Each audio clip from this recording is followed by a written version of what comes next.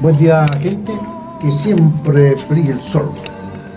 Estamos en Radio Región 15, ya 97.1. Bueno, este programa es La Voz del Mapuche, una sintonía que marca la diferencia en la región con identidad mapuche en el norte grande de Chile. Todos los sábados de 13 a 14 horas. Amulape, Taín, Buenchan, ya, Maris y huevo. Tenemos un gran invitado, hoy día 7 de junio, una fecha muy importante para la ciudad. Invitado el Peña Patricio Eduardo Moya Muñoz. Él es ariqueño, profesor de historia, magíster en dirección y gestión de recursos humanos, concejal de Arica en el año 1992, 1996, 1996 y 2000. Difusor de la historia, cultura y patrimonio de Arica y Parinacota. Peña, bueno, ya lo presenté. Su tema, la batalla de Arica. Enfrentamiento en que el ejército de Chile capturó la plaza fuerte de Arica. Eso me llama la atención en los temas. ¿Por qué? El título. Claro, porque en el fondo uno más lo conoce como asalto y toma del El Morro, un hecho muy histórico. Así, bueno, así es, Peñi. Mira, cuando me preguntaste si podíamos hablar sobre el 7 de junio, no te quise decir hablemos del asalto y toma del Morro de Arica, que es lo que normalmente en la historiografía chilena se menciona. Y te dije, pongámosle la batalla de Arica, que fíjate que es lo que normalmente la historiografía peruana menciona, ¿ya? ¿Y por qué hablar de la batalla de Arica? Porque resulta un poco injusto. O sea, la gesta del Morro es una tremenda gesta heroica de despliegue militar y de esfuerzos humanos que por uno y otro lado, uno defendiendo, el otro atacando, escriben esa página de gloria, ¿ya? De sangre, de dolor, de muerte, de victoria, de derrota. Pero ese es un hecho dentro de un contexto mayor que es la batalla de Arica. Recuerda, Peñi, que el día 26 de mayo de 1880 ocurre lo que fue la batalla del Campo de la Alianza, o la batalla de Tacna, como lo llaman también algunos. Una vez terminada ella, comienza inmediatamente la batalla de Arica. Puede parecer extraño, pero lo que sucede es que, si bien gran parte de las fuerzas que participan por parte del Perú y Bolivia en la batalla del Campo de la Alianza se retiran, los bolivianos regresan con su presidente y generalísimo a Bolivia y ya no participan más en la guerra, otras fuerzas se retiran, que son las peruanas, y se van a Arequipa, reuniéndose con las tropas de Leiva, que eran como 3.000 soldados que no participaron en la batalla del Campo de la Alianza y que también se van hacia Arequipa. Pero otros deciden continuar, y sabiendo que al coronel peruano había recibido la orden de defender Arica ante la eventualidad que Chile quisiera ocuparla, se vienen a Arica. Por lo tanto, allí, apenas termina la batalla del Campo de la Alianza, comienzan tropas peruanas exiguas, pocas, escasas, a venirse hacia Arica, y las tropas chilenas y los oficiales chilenos comienzan a planificar ya el asalto a este reducto, que si lo dejaban podía transformarse en un tremendo dolor, un tremendo problema, una tremenda dificultad para el avance hacia Lima. Por eso prefiero llamarlo la batalla de Arica, porque comienza allí. Y hay una serie de hechos que muchas veces la historiografía chilena olvida, y que son también capítulos de heroísmo, capítulos de esfuerzo, capítulos de estrategia militar, que son esenciales para lo que va a ser finalmente lo que normalmente recordamos, que es el asalto y toma del Morro de Arica. Por ejemplo, el avance de la caballería, que comienza a explorar todo lo que es esta planicie litoral, desde lo que es lo que es hoy día la desembocadura del Capina hasta los fuertes que están en la costa. Comienzan a explorar y a ver cómo están desplegadas las tropas peruanas. Comienzan a ver otros en forma subrepticia, escondida, desde los cerros, a ver cómo son las defensas que están en el Morro, cómo son las defensas que están en la ciudad, ¿ya? Comienza el despliegue de las tropas chilenas que son embarcadas en el tren de Tacna a Arica, en el tren de Tacna a Arica, que todavía está. Ese tren se construyó en 1865, por lo tanto el 80 está en plena vigencia, y son embarcados en ese tren y traídos hasta lo que es hoy día la Villa Frontera o Gallinazo, ¿ya? Y se hace el famoso campamento. O sea, hay una serie de cosas que, si lo mencionamos solamente como el asalto y toma del Morro de Arica, injustamente olvidamos, ¿ya? Por eso te sugerí que le pusiéramos el nombre de la batalla de Arica. Bueno, es importante escuchar las razones, me parece muy válido. Ahora, profesor, usted mencionó dos cosas. El fuerte que está en Gallinazo, porque en realidad ese sector histórico Gallinazo, que ahora últimamente le cambiaron por Villa Frontera, pero el nombre histórico es Gallinazo, ¿o no? Sí, efectivamente, Gallinazo, por la presencia de los gallinazos, que son los jotes, ¿ya? Y que en ese periodo era parte de la terraza litoral milenaria que se construyó hace, millones de años atrás por la presencia del mar hasta ese lugar como costa, y allí es donde acampa el ejército chileno. O sea, imagínense, son trasladados en el tren, no en un vagón, no en un viaje, en muchos viajes, ¿ya? Aproximadamente 6.000 soldados que comienzan a llegar a ese lugar y van desplegándose como campamento. O sea, posiciónate en el momento aquel en el que al borde del acantilado que da hacia el río Yuta, en ese punto, donde hoy hay un puente de metal, que es el que cruza el tren de Arica a Tacna, ¿ya? En ese punto comienza a desplegarse el campamento, 6.000 soldados, ¿ya? Ponle que hayan habido, no sé, dijéramos 10 por carpa, ¿ah? A 6.000 son como 600 carpas, es un tremendo campamento que cubre todo ese lugar.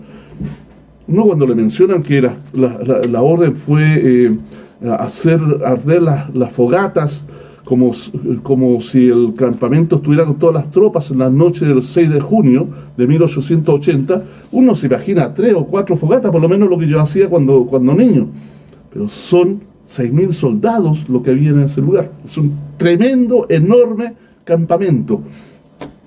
Cuando yo iba a ese sitio, me trato de imaginar cómo era la situación, ¿ya? El despliegue, la cantidad de alimentación que se necesitaba, la cantidad de caballos, el despliegue de las armas, cómo llevaron los cañones, los subieron por los faldeos, los cerros, a fuerza de hombro, ¿ya? Lo subieron porque los caballos no daban abasto para eso, y coronan los cerros y finalmente son colocados en lo que en aquel momento se llamaba las lomas de Condorillo, que es el actual Cerro Chuño, ¿ya?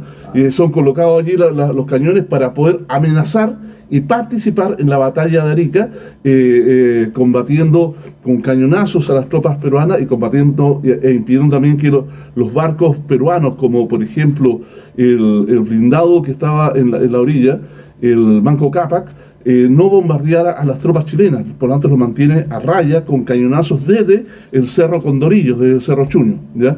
Entonces es una presencia de tropas enorme y un gran despliegue de ingenio militar en ese lugar, ¿ya? Cuando tú vas allí y lo explicas, las personas vivencian eso, ¿ya? Uno lo escucha y realmente no se da cuenta de lo que fue. Esa es la garantía, el privilegio de vivir en esta tierra, que lo podemos ir a visitar e imaginarnos, ¿ya? ¿Tú leíste Adiós al séptimo línea, el libro? Son 5 tomos, ¿ah? Yo me lo leí 3 veces, cuando jovencito, estaba en el liceo, y en los veranos me lo leía. Y fíjate que cuando lo estaba leyendo, me iba al patio de la casa, que veía el morro, y estaba leyendo el libro en el capítulo del asalto y toma del Morro de Arica, y me imaginaba las tropas desplegándose y la batalla estaba ocurriendo en el Morro de Arica.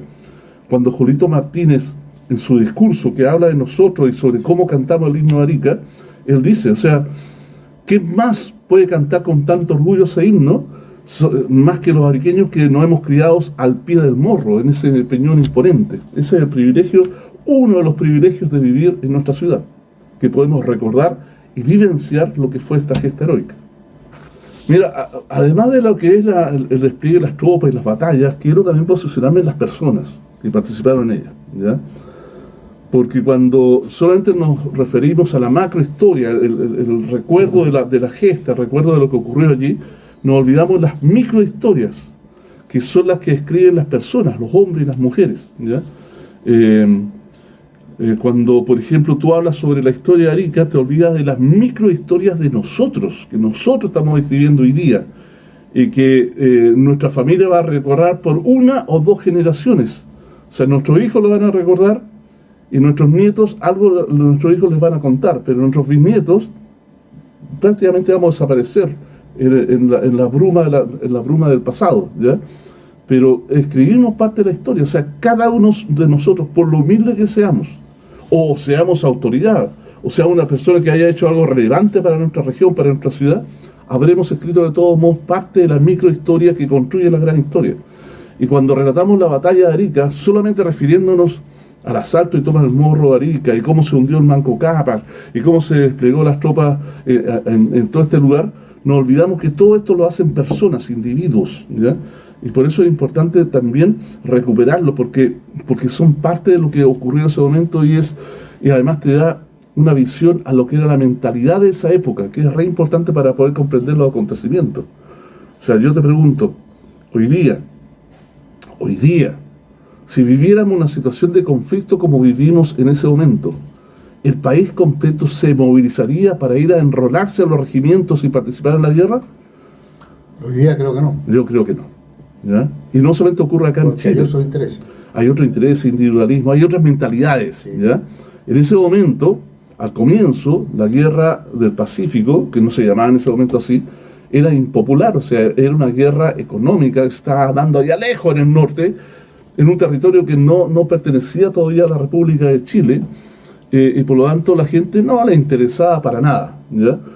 Pero el sacrificio de Prat y toda la marinería de la Esmeralda, y la gesta de Condell, cuando logra que encalle la independencia, hacen que esta guerra se haga popular. O sea, esa gesta, ese ingenio de Condell y el sacrificio de Prat, fíjate que en ese momento era más importante lo que había hecho Condell en la mentalidad de la gente. Pero después cuando comienzan a escuchar, a leer los periódicos, lo que había pasado con Prat, lo que había pasado con la marinería, cómo habían combatido hasta el final y cómo la Esmeralda se había hundido y habían disparado el último cañonazo y la bandera fue lo último que se perdió en las aguas, y todo eso es cierto, no es parte de un relato legendario para hacerlo bonito, es cierto. Cuando la gente en Santiago, en Concepción, en Rancagua, en los pueblitos más pequeños se enteran de eso, sienten un fervor, una pasión, un deseo de vengar a Prat y un deseo de seguir la huella victoriosa de Condell, que comienza a enrolarse en los regimientos por cientos y por miles de personas, y se forman nuevos regimientos, ¿ya? Hasta ese momento nosotros teníamos 3 regimientos de línea, el primero, el segundo y el tercero, bien sencillo, ¿ya? Claro, pero llegamos hasta el 7º de línea. O sea, aumentamos 4 regimientos en una población como la chilena que era muy escasa. O sea, no éramos 18, 19 millones de habitantes, no alcanzábamos a ser 1 millón. Y formamos 4 regimientos nuevos, ¿ah? La mentalidad de las personas en ese momento era muy diferente a la mentalidad de hoy día. Eran chilenos y chilenas igual que nosotros, pero la mentalidad, la evolución, el compartir la cultura mundial, una serie de cosas van haciendo que las mentalidades cambien. Mantenemos todavía cultura, la cultura chilena, pero somos distintos en la forma de pensar, ¿ya? Y es por ello, por ejemplo, que la presencia de Francisco Bolognesi frente a la presencia de la figura de Juan José San Martín, hay que recordarla. No porque hayan sido solamente militares, sino porque representan la mentalidad de la época. Francisco Bolognesi, un veterano de 63 años, yo tengo 65. Es más viejo de lo que alcanzó a vivir Francisco Bolognesi. Bueno, yo soy abuelo de usted entonces. Claro. Oye, tengo 65, pero hoy día tener 65 años no es lo mismo que tener 65 años en esa época. La cantidad de peste, enfermedades, la falta de remedio, la falta de oportunidades, una serie de cosas hacían que tú te envejecieras rápidamente. Por eso se menciona a Francisco Bolognesi como el veterano de 63 años, ¿ya? Pero además era veterano porque Francisco Bolognesi nació cuando Perú todavía era parte del virreinato del Perú.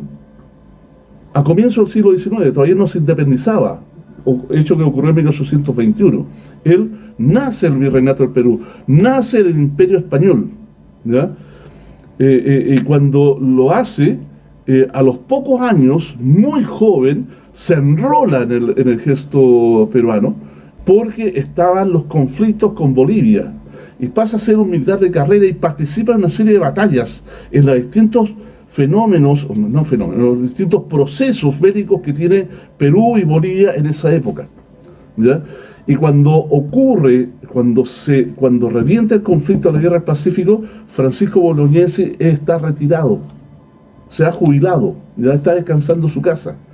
Pero ante el hecho de que su país ha entrado en guerra, pide ser nuevamente enrolado y lo toman nuevamente como oficial y le dan el grado de coronel con el cual se ha retirado.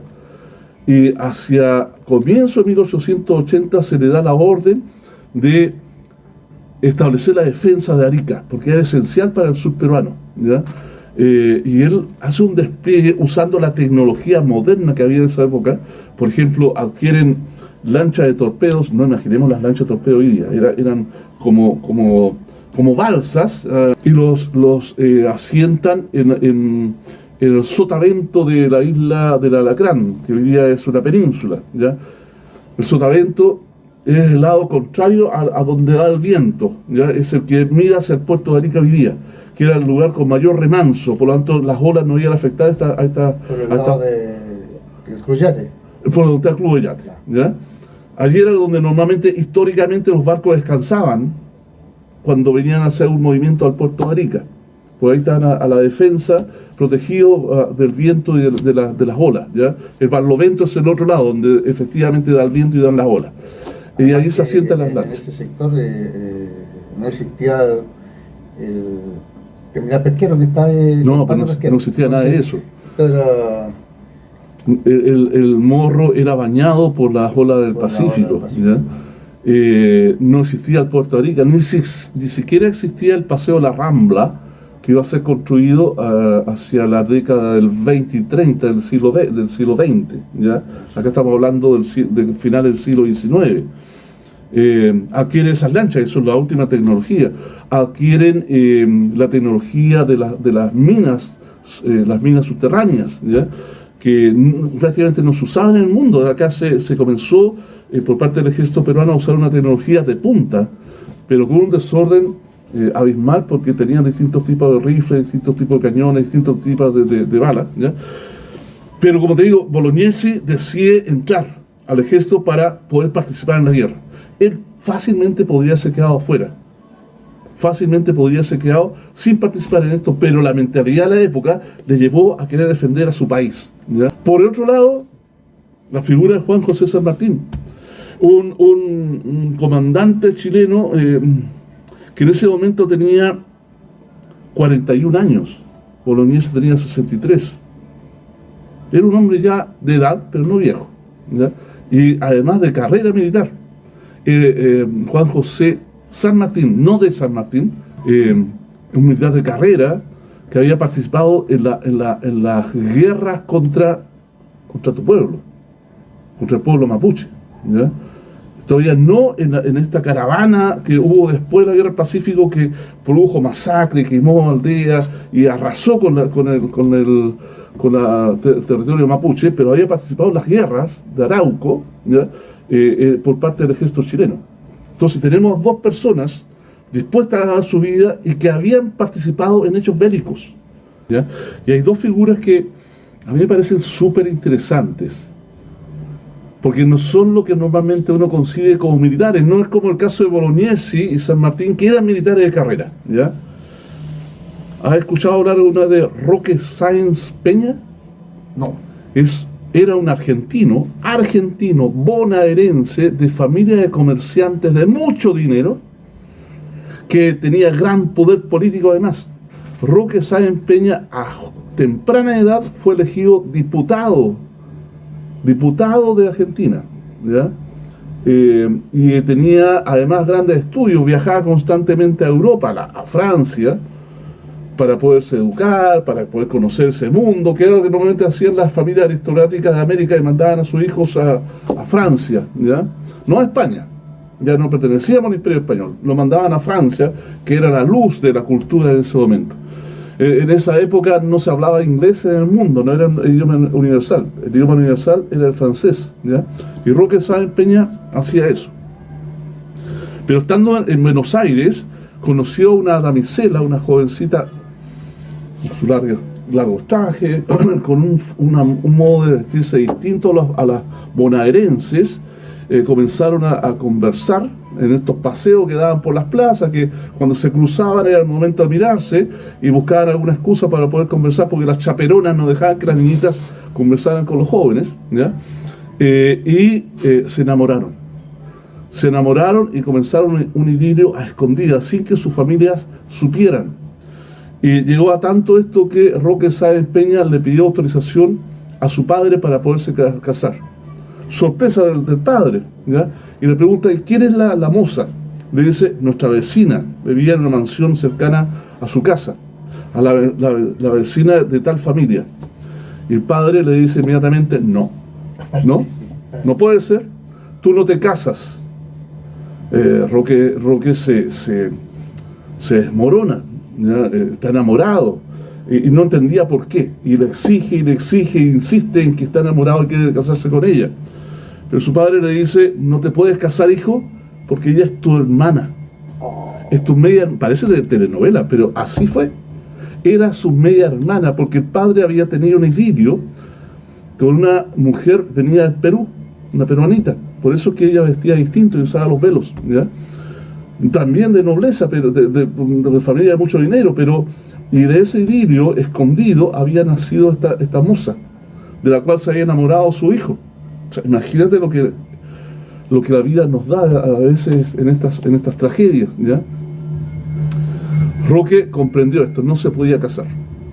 Y a escondidas tomó un barco en el puerto de Valparaíso, y este barco lo trajo a Lima, donde se ofreció, ya había estallado la guerra del Pacífico, a participar por el ejército peruano en esta guerra justa que estaba teniendo Perú contra Chile, ¿ya?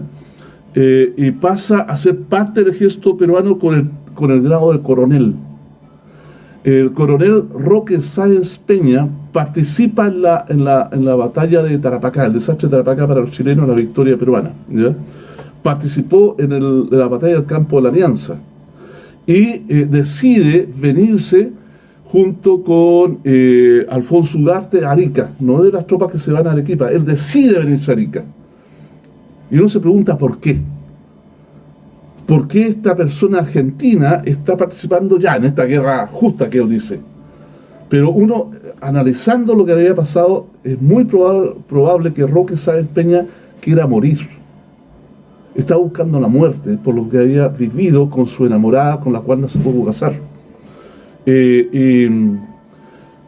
Decide participar en una batalla que iba a ser muy difícil, porque está viéndose que las tropas peruanas están yendo hacia Arequipa y las tropas bolivianas se han ido hacia Bolivia, y decide venir a participar en la batalla de Arica.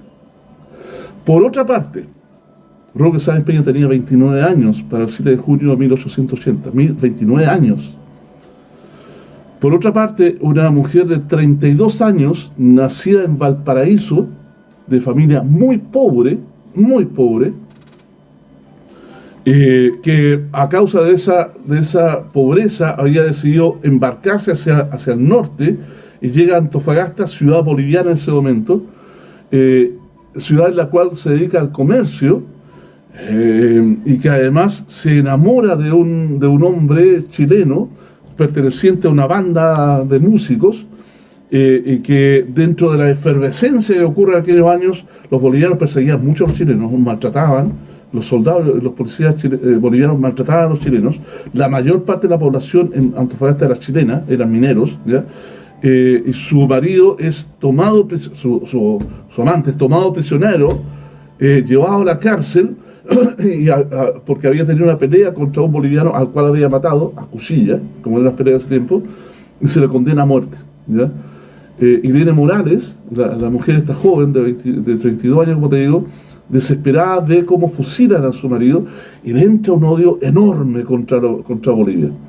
Se va a Valparaíso nuevamente, donde había nacido, compra una lápida y la lleva y entierra a su enamorado.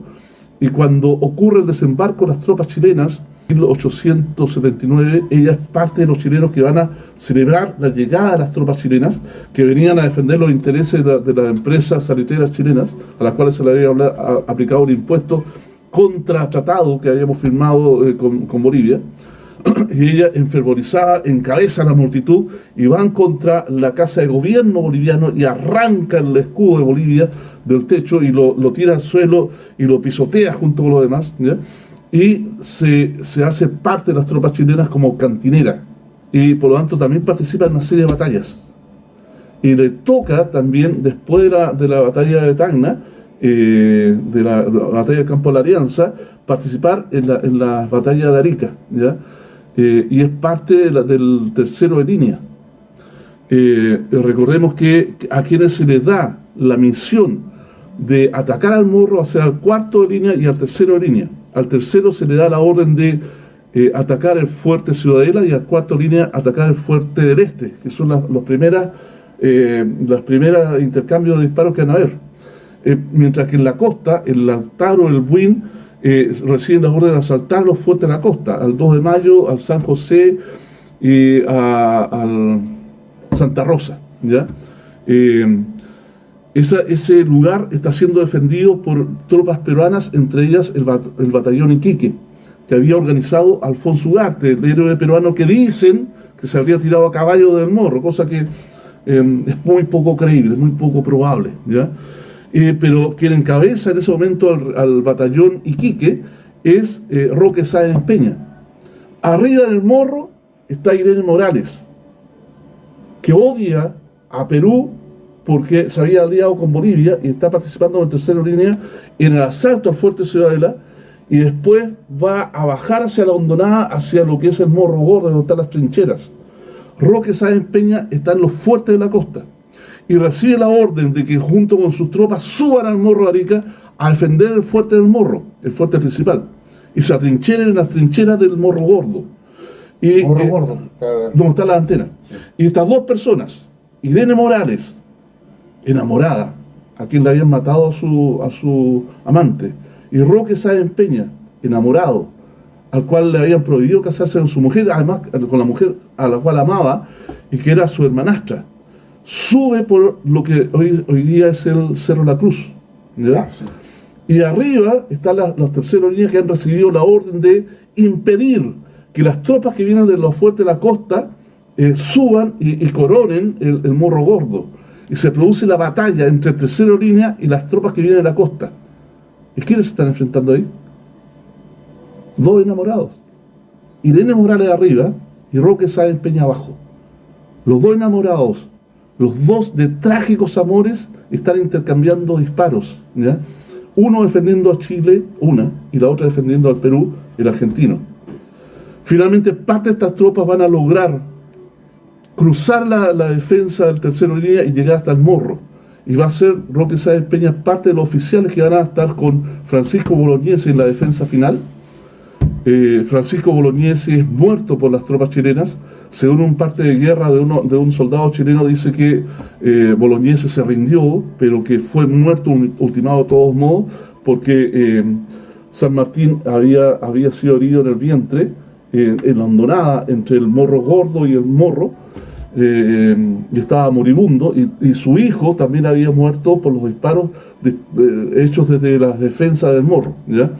Y las tropas chilenas del cuarto línea, furiosas, ultiman a Bolognesi.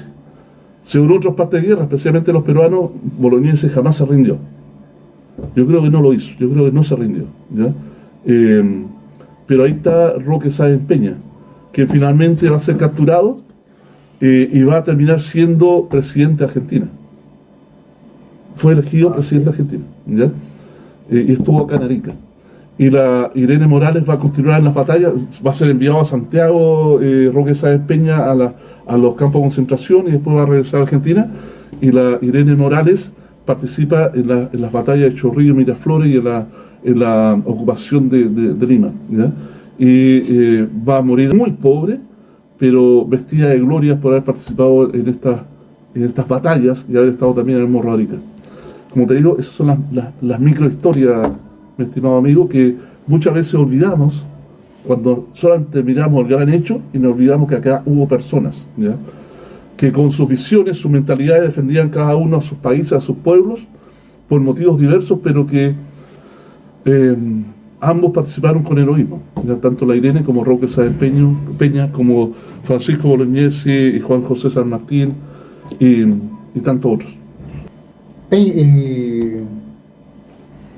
Cuénteme parte de esa historia de los 45 minutos, ¿verdad? Los 55 minutos. 55 minutos.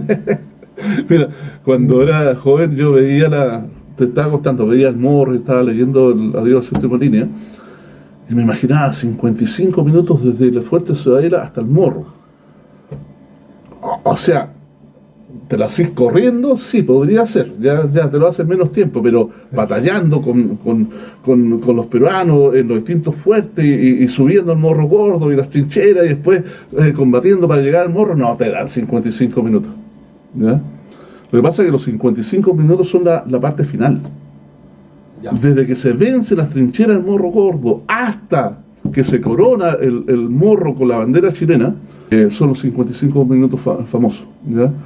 Que es muy poco tiempo, es cierto. ¿Ya? Es cierto. Muchas veces los peruanos dicen, claro, los chilenos eran 6.000 soldados contra 2.000 peruanos. Pero tú ponte en el caso, por ejemplo, de la guerra de Troya. ¿Ya? Todas las tropas griegas de Esparta, de Atenas, de Tebas, de Corinto, todas las tropas de Grecia contra una ciudad, Troya. ¿Cuántos años duró esa guerra? No duró una semana como parece en la película, ¿ya? Sino que duró 10 años. Porque cuando tú defiendes, tienes murallas, tienes fuertes, tienes armas desde arriba, tienes la ventaja para poder aguantar. Lo mismo en el caso de Arica. La plaza fuerte de Arica era como un erizo armado, ¿ya? Con púas por todos lados, con fuertes en la costa, con trincheras hacia Zapa, con fortificaciones en el Morro, no solamente en el Morro, sino en el Morro Gordo y los fuertes Ciudadela, con el Manco Cápac que bombardeaba, cañoneaba a las tropas chilenas también, y con minas por todos lados, ¿ya? Las minas y los polvorazos, además, los dinamitazos, iban las tropas corriendo y estallaban. Muchos fallecieron por eso. No en la cantidad que pudo haber sido, porque dentro de la batalla de Arica, cuando está la caballería chilena recorriendo el litoral, ven que 2 personas van huyendo y los toman prisioneros. Y resulta que ahí estaba el ingeniero Moore, peruano, que había sido contratado para establecer toda la red de minas que defendían la Plaza Fuerte, ¿ya? Y Moore, para evitar que lo maten, les dice, no, yo soy ingeniero y acá están los planos de las minas, y el oficial que encabezaba la caballería lo defiende y no lo matan, ¿ya? Y con eso capturan el ejército de Chile los mapas de donde estaban las minas, y además Moore les explica cómo consistían estas. En aquella época, te había dicho, no se usaba, no era usual. Tú tienes el caso, por ejemplo, de la guerra civil de Estados Unidos, que fue muy cercana a la guerra del Pacífico, fue una década antes. No hubo minas allí. Sí hubo torpederas como la que estaba en el Alacrán, pero minas no hubo. Entonces, los chilenos que estaban acostumbrados a la batalla hombre a hombre, consideraban que era una cobardía, una vileza, ¿ya? Usar minas escondidas. Y además, gran parte de las minas tenían su central en el hospital San Juan de Dios. Entonces, eso es atropellar también las leyes de la guerra. Tú no puedes colocar armas y minas, la fuente de las minas, en un hospital. Si el hospital hay que defenderlo, hay que privarlo de ataques, ¿ya? Y ahí está la central de las minas. Entonces las tropas chilenas consideraban que era una cobardía, y además cuando muere, o cuando es herido y después fallece San Martín, su odio, su fervor es enorme, ¿ya? No es por la famosa chupirca del diablo. Se dice famosa. Claro, la chupirca del diablo en realidad nunca existió. Las tropas consumían aguardiente, eso sí consumían, ¿ya? Aguardiente, por eso se borraban y podían pelear, pero no muchas, porque el curado más no podía pelear. Pero si le echas pólvora, que supuestamente sería la chupirca del diablo, le estás echando nitrato, salitre, le estás echando carbón y le estás echando azufre. Y si tú tomas azufre y nitrato, te viene un dolor de estómago y te vas al baño y posiblemente te mueras por intoxicación. Entonces la chupirca del diablo nunca existió, ¿ya? Pero eso es el fervor que hubo en ese enfrentamiento. Eso fue enorme, ¿ya?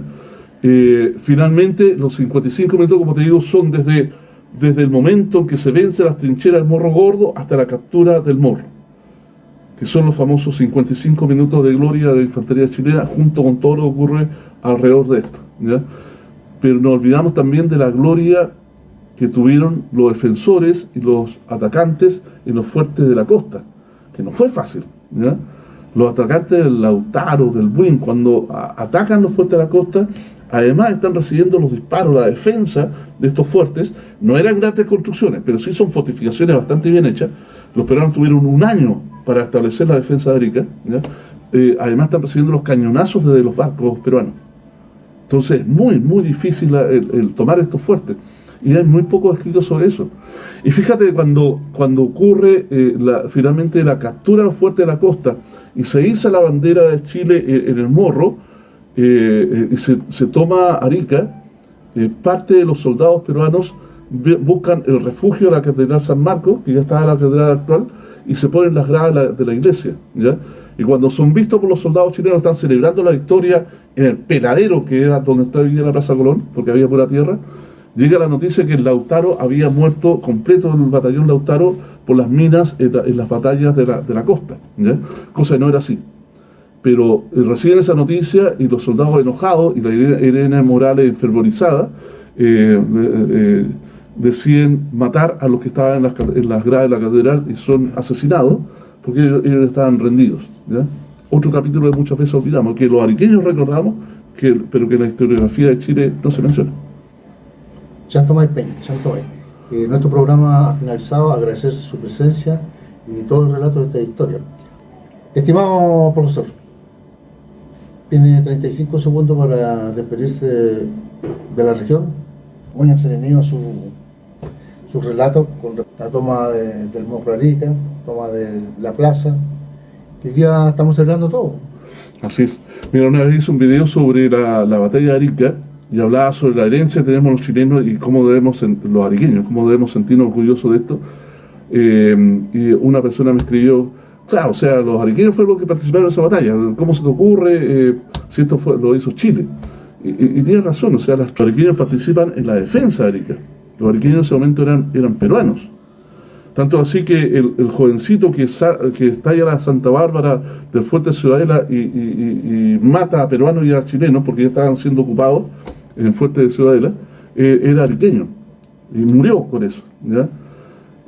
Pero la herencia que nosotros tenemos de los ariqueños que debemos siempre recordar es el gesto heroico que hicieron los peruanos ariqueños y las tropas chilenas en esta plaza fuerte, ¿ya?